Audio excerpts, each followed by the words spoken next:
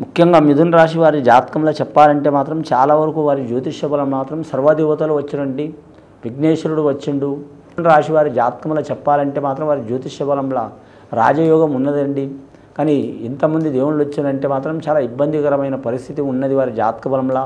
అనుకున్నది ఒకటి జరిగేది ఒకటి అయ్యే అవకాశం ఉన్నది. నమ్మిన వారు ఇబ్బందులు పెట్టే అవకాశం ఉంది. ధనపరంగా మాత్రం ఎంత ధనం వచ్చినా మాత్రం నిలకడ ఉండదండి. లక్షలు వచ్చినా అలాగే వేలు వచ్చినా వారి చేతుల లక్ష్మి మాత్రం నిలవదండి. కానీ మాత్రం మంచినీళ్ళ లెక్క ఖర్చు అయ్యే అవకాశాలు ఉంటాయి. అలాగే ఆకస్మికంగా ప్రయాణాలు అయ్యే అవకాశం ఉంటుంది. అలాగే ఆకస్మికంగా గృహ మార్పిడులు అయ్యే అవకాశం ఉంటుంది. అలాగే ఒక ప్రాంతం నుంచి ఇంకో ప్రాంతం వెళ్ళే అవకాశం ఉంటుంది.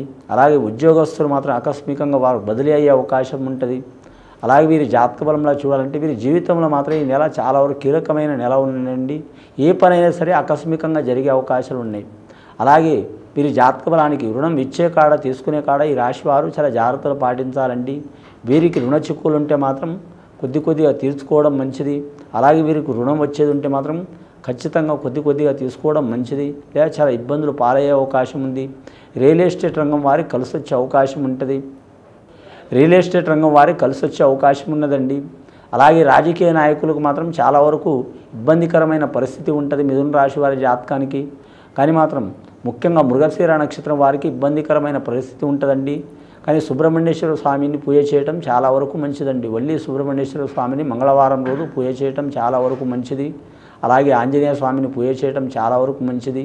సర్వదేవతలు వచ్చినండి వీరి జాతక బలానికి. సర్వదేవత ఆరాధన చేయటం చాలా వరకు మంచిది వీరి జాతక బలానికి. అలాగే వివాహ ప్రయత్నాలు చేస్తున్నవారు, గృహ నిర్మాణాలు చేస్తున్న వారికి టైం పట్టే అవకాశం ఉన్నదండి. వేరే దేశం, వేరే రాష్ట్రం, వేరే ప్రాంతం వెళ్ళాలనుకునే వారు కూడా టైం పట్టే అవకాశం ఉంటుంది.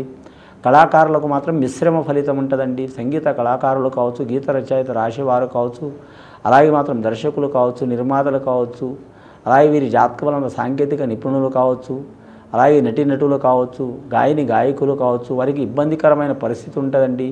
మనసులో ఉన్న బాధలు చెప్పుకోలేని చిక్కులు ఉంటాయండి. అది ఎవరికి చెప్పుకోలేరు, సామాన్యంగా చెప్పుకోలేరు, అలాగే మామూలుగా ఉండలేరు. దాని మనోవేదన అనుభవించి ఇబ్బందులు పాలయ్యే అవకాశం ఉంటుంది. కాబట్టి అలాంటి చికాకులు తొలగిపోవాలంటే ఆ పరమశివుడిని మాత్రం ఖచ్చితంగా వీరు మాత్రం అభిషేకం చేపించడం చాలా వరకు మంచిదండి.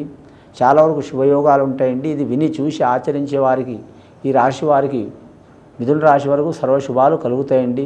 శుభం భూయత్.